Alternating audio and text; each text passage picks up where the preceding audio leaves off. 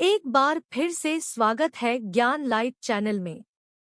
दशहरा दशमी की आप सभी को हार्दिक शुभकामनाएं। आज परम पवित्र दिन है। आज के दिन भगवान श्री रामचंद्र ने रावण का वध किया था। दशानन रावण कुल से ऋषि का वंशज था। यद्यपि रावण उत्पन्न हुआ वह उत्तम कुल था, दिव्या कुल था, ब्राह्मण कुल था, परंतु इस संसार में हमने अनेक बार विभिन्न उदाहरण में देखा है कि केवल श्रेष्ठ कुल में जन्म लेने से कोई उत्तम नहीं होता। रावण का जन्म ब्राह्मण कुल में हुआ था, उत्तम परिवार में, लेकिन भगवान श्री कृष्ण गीता में कहते हैं कि इस संसार में व्यक्ति अपने जन्म से नहीं बल्कि अपने कर्म से महान बनता है। इसीलिए हमारे जीवन, हमारी महानता का आधार हमारा कुल नहीं, हमारे कार्य होते हैं।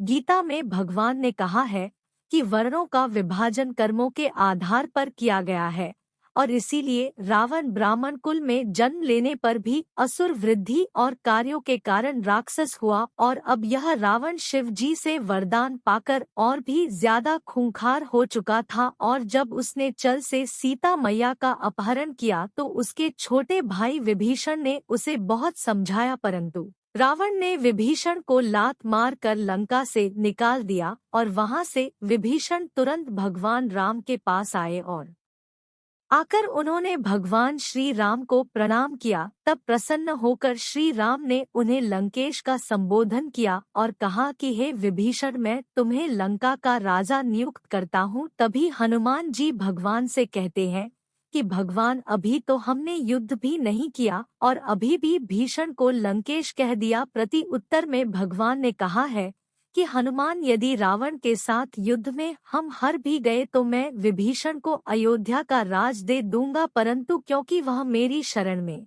आया है इसलिए वह खाली हाथ वापस नहीं जाएगा। और अब भगवान जब रावण से युद्ध की तैयारी करते हैं तो तब समुद्र के देवता वरुण देव द्वारा समुद्र पर सेतु निर्माण की सलाह पर यह कर प्रारंभ होता है, और वे ही बताते हैं कि नाल वह नील नामक 2 वानर हैं, उनसे यह कार्य संपन्न करवाइए। और तब सभी उद्यम में लग गए। सभी वानर बड़े बड़े पहाड़ पत्थर लाकर वहां रखते थे, और तब नाल वनिल उसे पर राम लिखते थे, और जब उसे समुद्र में डालते थे तो वह पत्थर तैरने लगता था। भगवान की कथा में हमें अनेकों उपदेश, अनेक सिद्धांत प्राप्त होते हैं।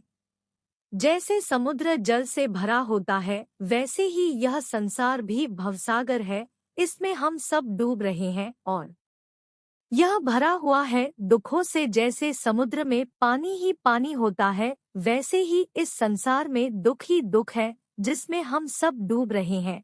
लेकिन जैसे पानी में डालने वाले पत्थर के ऊपर राम का नाम लिख देने से वह डूबा नहीं, तैर गया, ठीक उसी प्रकार दुख रूपी संसार सागर में यदि हमारे जीव पर राम का, हरि का नाम आ जाए तो हमें संसार में डूबेंगे नहीं बल्कि तार जाएंगे, क्योंकि राम का नाम डूबे हुए को तार देता है।